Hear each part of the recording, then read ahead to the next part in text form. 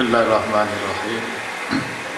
Assalamualaikum warahmatullahi wabarakatuh. Selamat pagi, salam sejahtera pengurusi majlis, Yang Besar Tuan Cik Jamaluddin, Timbalan Pegawai Pendidikan Daerah Pasir Mas, Tuan Haji Abdul Halim, Cik Hassan selaku Pengetua, Haji Abdul Rahim Osman, Naib dan Dipertua PIBG, Barisan Penolong Kanan, guru-guru, barisan ibu bapa, khususnya pelajar-pelajar yang saya kasihi sekalian. Terlebih dahulu saya bersyukur kepada Allah Subhanahu Wa Taala kerana diberi kesempatan, diberi kesihatan dan peluang untuk berada dalam satu majlis yang cukup besar, itu kita panggil majlis graduasi untuk pelajar-pelajar yang berjaya dalam peperiksaan SPM dan juga STPM. Majlis ini majlis yang besar dan begitu bermakna kerana dihadiri oleh rakan daripada PPD, dihadiri oleh pengetua-pengetua yang berhampiran, dihadiri oleh barisan ibu bapa, seterusnya pelajar-pelajar yang cemerlang dalam keputusan peperiksaan SPM dan STPM baru-baru ini. Saya nak ucap terima kasih kepada Tuan Haji Halim lah kerana sekali lagi menjemput saya hadir di sekolah ini. Dulu bukan majlis graduasi, majlis biasa saja, tapi hari ini majlis yang agak besar, kali kira-kira majlis paling top lah setelah berempas pulas selama setahun ataupun 2 tahun untuk memberi kecemerlangan kepada pelajar-pelajar dalam peperiksaan SPM dan STPM. Majlis graduasi ini seolah-olah majlis pra-convocation. Kita nak panggil convocation pun kita bukan sebuah universiti, tapi pra-convocation. Pra ni maksudnya kita belajar-belajar dulu, dan kita harap kalau kita belajar ni 2-3 tahun yang akan datang, selepas kita berada di Menara Gading, semua pelajar yang berada di dewan-dewan ini akan mengalami situasi yang sama dalam majlis convocation. Perharakan masuk tadi seolah-olah saya naib chancellor sebuah universiti. Begitulah berkali. Diiringi oleh kepimpinan barisan pensyarah ataupun lecturer berjujur masuk ke dewan. Mungkin ada yang jadi dekan berkali kalau dalam universiti kita panggil ketua panitia ataupun guru kanel. Tapi di universiti kita panggil dekan ataupun ketua jabatan. Yang sudah pasti dekan, naib chancellor, timbalan naib chancellor ni orang yang bukan berkelulusan ijazah pertama, mungkin ada ijazah yang kedua ataupun PhD dalam bidang kedoktoran mengikut kesesuaian subjek yang diambil. Itu kalau majlis convocation. Jadi pelajar-pelajar harus berfikir ke depan. Hari ini kita berada dalam majlis graduasi dan 4 tahun lagi semua pelajar akan berada di majlis convocation. Keputusan SPM baru ini telah menunjukkan kita ni adalah merupakan pelajar yang cemerlang, dan saya nak ucap tahniah kepada sekolah ini yang merupakan rekod lah. Keputusan SPM baru ni yang telah dapat melonjak GPS-nya daripada 4.33 kepada 3.87. Tahniah kepada semua. Kejayaan yang begini besar sebenarnya bukan datang dengan sendiri. Sudah pasti pengetua, penolong kanan, guru kanan, cikgu-cikgu di sekolah ini bersungguh-sungguh bekerja keras sepanjang masa, setiap hari, setiap saat, tidak membuang masa. Setiap hari guru sentiasa bersama pelajar, sama ada di bilik terjah ataupun dalam bilik terjah, melaksanakan proses PMP yang berkesan. Bukan setakat hari persekolahan. Kadang-kadang kita lihat di sebelah petang, hari Jumaat, hari Sabtu, bahkan di sebelah malam sekalipun sekolah ini sentiasa segar. Sebab itulah sekolah ini boleh mencapai kecemerlangan dalam SPM dan juga STPM. Peranan di sekolah dimainkan oleh kepimpinan sekolah yang diketuai oleh Tuan Haji Alim dan dibantu oleh penolong-penolong kanan dan guru kanan serta cikgu-cikgu lah, menyebabkan kita boleh mencapai kejayaan. Saya terima kasih banyak kepada semua warga pendidik di sekolah ini. Kalau bukan kerana tuan-tuan dan puan-puan, majlis seperti ini mungkin tidak dapat diadakan. PPD Pasir Mas juga lah merupakan PPD yang terbaik di negeri Kelantan.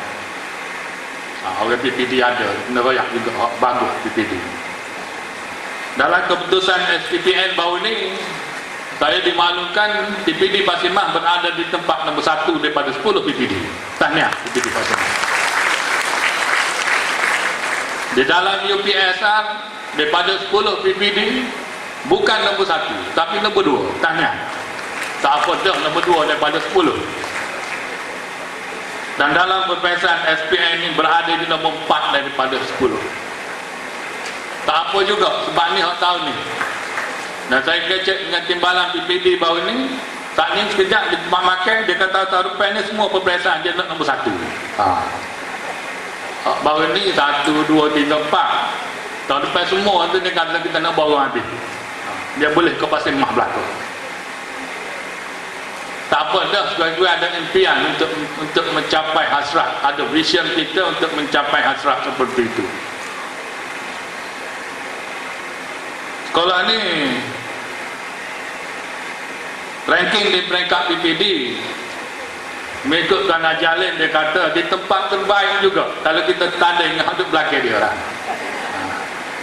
Dia kata tak boleh nak lawan sekolah-sekolah khas, tak boleh nak lawan dengan SMKA Lati, sekolah tu sekolah pilihan khas yang menjadi rebutan semua orang. Dia kata tak boleh nak lawan juga SMK Kubai Bembang, sekolah tu sekolah Soho lama dah. Dia kata kita duduk di tempat ketiga daripada berapa buah sekolah, daripada 20 buah sekolah. Nombor 3 daripada 20 ni kira eleh dah tu. Tanya kepada pengetua. Pas saya tanya dia, tanya bila nak bulan nombor 1 nya, bila nak litah SMKA dan bila nak litah SMK Kubai Bembang. Dia pun menengung selalu. Hai, tak zok dia kata ni. Boleh buat sebenarnya, bukan tak boleh buat. Asalkan kita berusaha bersungguh-sungguh, tak ada benda yang tak jadi. Kalau kata semua nak bagi jadi, kecuali kita tak say, semua tak jadi. Pelajar-pelajar sekalian, kejayaan pelajar ni kerana pelajar bersungguh-sungguh. Kadang-kadang tidak mimpi nak boleh straight A, tetapi kerana kita bekerja keras, kita belajar bersungguh-sungguh, maka kita boleh mencapai kejayaan. Saya sentiasa berdoa supaya sekolah ini sentiasa lebih baik daripada hari ini. Kalau tahun ini mendapat GPS-nya 3.87, sudah pasti tahun depan ini kita target yang lebih tinggi daripada 3.87. Saya yakin dengan KPP, KPP pula. Saya tengok sebab dia ni kerja di bawah saya dulu, KPP pengurusan sekolah. Jadi pengetua. Dan dia semasa berada di bawah saya, dia seorang pegawai yang rajin, yang bersungguh-sungguh untuk mencipta kejayaan. Dan telah dibuktikan hari ini, sekolah ini mendapat tempat yang terbaik juga di daerah Pasir Mas. Tuan-tuan dan puan-puan sekalian, Saya tadi seronok melihat orkestra daripada Sekolah Menengah Sains Macang. Terima kasih banyak. Menyanyikan lagu Negaraku, menyanyikan lagu Samak Sultan, begitu baik. Dan saya pasti, kalau tidak ada konduktor di depan tadi, yang duk main tangga ini, dipanggil konduktor, saya rasa kita tidak akan mendengar lagu yang baik. Kerana ada konduktor dan ahli-ahli orkestra itu saya nampak berfungsi dan main peranan masing-masing. Kalau salah seorang daripada ahli orkestra itu tidak berfungsi dan tidak main peranan masing-masing, saya yakin lagu tadi tidak menjadi lagu yang terbaik. Maknanya ibarat, saya nak ibaratkan sebuah sekolah, ibarat sebagai satu orkestra juga, di mana konduktor tadi seolah-olah Tuan Haji Halim kalau di sekolah. Konduktor mesti boleh mengurus ahli-ahli di bawah organisasinya. Pastikan setiap-tiap ahli berfungsi. Maknanya kita sebagai pengetua, kita kena pastikan setiap-tiap ahli di dalam organisasi kita sentiasa berfungsi. Salah seorang saja ahli organisasi tidak berfungsi, maka irama ataupun lagu yang dimainkan itu sudah menjadi tidak sedap didengar lagi. Itulah pentingnya ketua dalam pengurusan organisasi. Saya pun tak erti nak sebutlah apa nama instrumen tu. Saya nampak macam trumpet, tapi macam-macam jenis trumpet. Ada trumpet besar, trumpet kecil, ada seruling, saya nampak macam seruling. Tapi itu instrumen-instrumen itu perlu dimainkan dan perlu ditiup mengikut nada yang tertentu dan dipimpin oleh seorang konduktor. Kalau konduktor itu bagus, maka irama dan lagu itu akan menjadi cukup sedap didengar. Itulah ibarat saya kepimpinan sebuah sekolah, seolah-olah satu orkestra yang dipimpin oleh konduktor untuk menjadikan lagu itu sedap didengar. Dan sudah pastilah sekolah ini di bawah pimpinan Tuan Haji Halim adalah konduktor yang cukup cemerlang. Bagi tepukan kepada Tuan Haji Halim yang boleh melahirkan graduan-graduan yang akan menerima anugerah ataupun scroll nanti. Tuan-tuan dan puan-puan sekalian,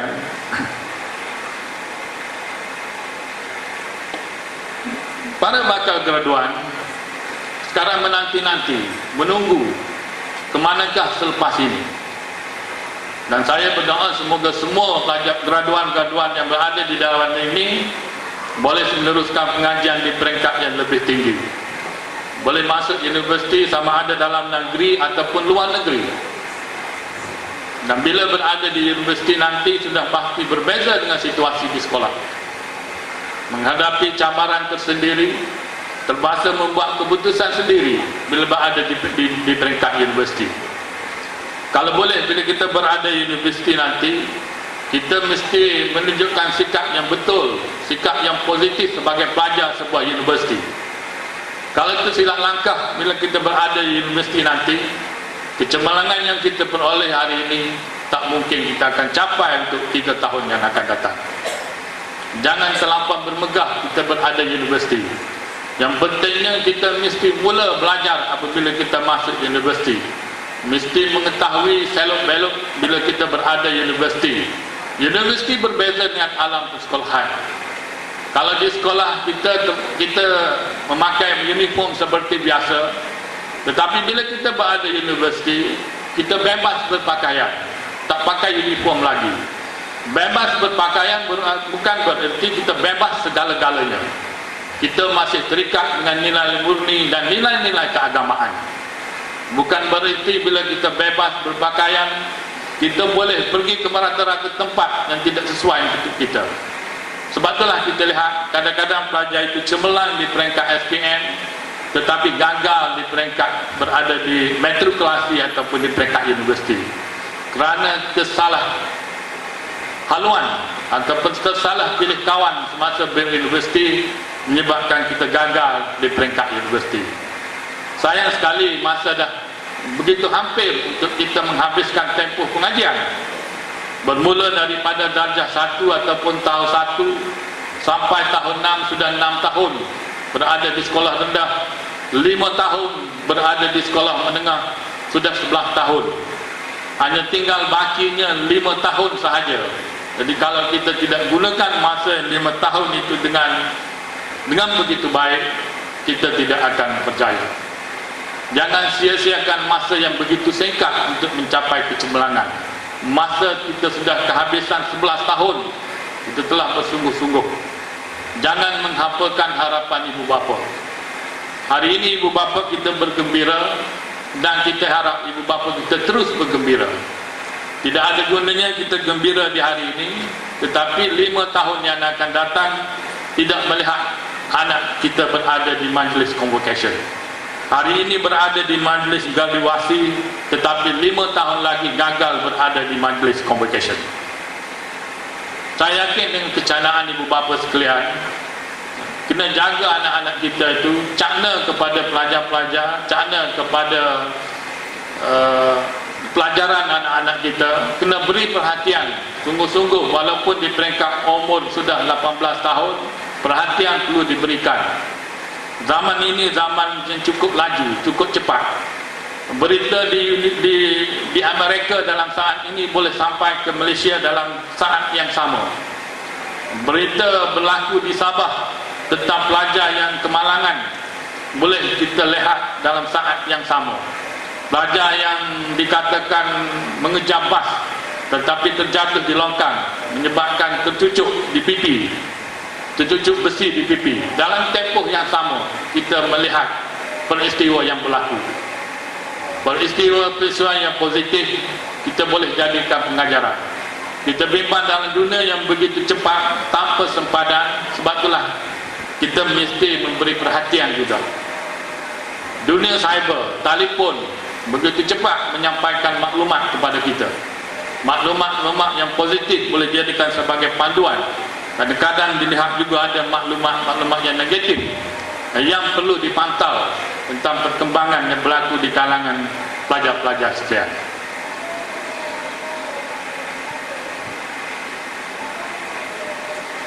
Pelajar-pelajar sekalian, hari ini adalah hari yang bersejarah untuk kita. Setelah kita 5 tahun berada di sekolah ini, bermula daripada tingkatan 1, kita mencapai keputusan yang cemerlang. Saya difahamkan beratus kecemerlangan setiap mata pelajaran meningkat daripada biasa. Tahniah kepada semua guru. Kesungguhan guru inilah yang menyebabkan setiap mata pelajaran yang pelajar-pelajar belajar di bilik darjah itu mendapat A ke, mendapat B plus ke, adalah kerana guru. Guru adalah tempat utama kita bergantung. Saya dulu pun pandai kerana guru. Jadi kita kena ucap terima kasih kepada guru-guru kita. Sebab itulah tema Hari Guru biasanya dia menggunakan moto ke logo, kalau sebut sama terima kasih cikgu. Itu menunjukkan terima kasih cikgu inilah kejayaan kita hari ini. Semua yang berada di depan ini adalah kerana guru. Kejayaan adalah kerana guru. Dan tuan-tuan pelajar-pelajar sekian mungkin satu masa nanti juga akan jadi guru. Jadi cikgu akan jadi cikgu. Dan ada setengah cikgu tak jadi cikgu. Malah sekali ada guru-guru yang tak seperti guru. Hari ini ada setengah-setengah guru yang kadang-kadang rohnya tidak seperti guru, tidak ramai. Tapi ada segelintir. Keadaan ini amat mendukacitakan. Kita kalau kita berwajah guru, roh kita juga seperti guru. Mesti bersungguh-sungguh berada di bilik darjah, sentiasa mendampingi pelajar, sentiasa melaksanakan program yang dianjurkan oleh Kementerian Pendidikan. Dan satu program yang cukup menarik hari ini adalah program sekolah penyayang. Saya lihat begitu bersungguh-sungguh pihak sekolah. Pengetua sendiri terpaksa berdiri di setiap hari di pintu pagar untuk menyambut kehadiran pelajar. Begitu sekali bersungguh-sungguhnya pihak sekolah. Lolokannya pun berada di pintu pagar menyambut ketibaan pelajar, supaya pelajar-pelajar sentiasa hadir di sekolah. Kalau boleh kita di rumah sekalipun sebagai ibu bapa, keadaan yang sama juga kita buat sebenarnya. Anak kita hendak pergi ke sekolah, anak kita daripada sekolah balik ke rumah, kita mesti sambut anak-anak kita. Dan saya yakin tuan-tuan yang berada di dalam dewan ini adalah merupakan ibu yang penyayang, menyebabkan kejayaan anak-anak tuan-tuan pada hari ini. Konsep seperti itu patut kita perhebatkan di sekolah kita, kerana bila berlaku kasih sayang antara guru dengan pelajar, maka pelajar mudah dijinakkan. Bila pelajar jinak, maka senang diajar. Saya pernah melawat di sebuah sekolah di negeri Johor, sekolah benchmarking, iaitu sekolah orang asli di Segamat Johor. Semua pelajar orang asli. Kebiasaannya pelajar orang asli, kalau kita lihat, dia ni tidak seperti kita lah. Dia agak tak suka pergi ke sekolah, KPI kehadirannya rendah. Di sini KPI kehadirannya mencapai 95% lebih. Tahniahlah, 90% lebih ni tinggi. Kalau boleh nak tinggi lagi lah. Kalau boleh biar 100% pelajar ni mari sekolah. Payah juga ni nak suruh mari belajar. Kena pakat-pakat lah ibu bapa sekolah, kena sungguh-sungguh untuk menggalakkan anak-anak kita ni hadir ke sekolah. Di sekolah orang asli di SK Kudung di Segamat Johor, semua orang asli. Tetapi pelajar-pelajar sekolah itu berjaya dijinakkan oleh guru besarnya, seolah-olah anaknya sendiri. Jadi orang asli itu bila dijinakkan, dia hadir ke sekolah sepanjang masa. Itu orang asli. Maknanya konsep kasih sayang yang digunakan oleh sekolah itu berjaya untuk pelajar itu hadir ke sekolah. Dan KPI kehadiran sekolah itu hampir mencapai 100% juga, walaupun orang asli. Manusia boleh dijinakkan. Bukan hanya manusia, kucing itu sekalipun kalau dijinakkan boleh diarah ke mana pergi. Sebab itulah konsep kasih sayang ini cukup penting untuk kita bersama, untuk kita laksanakan di sekolah kita ini. Dan saya yakin sekolah ini telah melaksanakan pelbagai program untuk mencapai kecemerlangan. Sama ada program akademik, program hal-ehwal murid, dan program co-curricular. Saya ucap tahniah dan terima kasih kepada semua warga sekolah menengah Sultan Ibrahim I. Mudah-mudahan sekolah ini akan lebih cemerlang lagi untuk tahun 2015 nanti. So, dengan kata-kata itu, sekali lagi saya terima kasih kepada pihak pengusaha sekolah yang sudi menjemput saya untuk bersama-sama dalam majlis yang cukup bermakna pada pagi ini. Terima kasih kepada semua warga dewan yang tidak sabar-sabar menunggu untuk menerima sijil. Tadi di universiti dipanggil scroll, menerima sekejap lagi. Jadi akhir kata dengan lafaz Bismillahirrahmanirrahim, saya dengan penuh sukacitanya merasmikan majlis graduasi SMK Sultan Ibrahim I tahun 2014. Sekian, Assalamualaikum warahmatullahi wabarakatuh.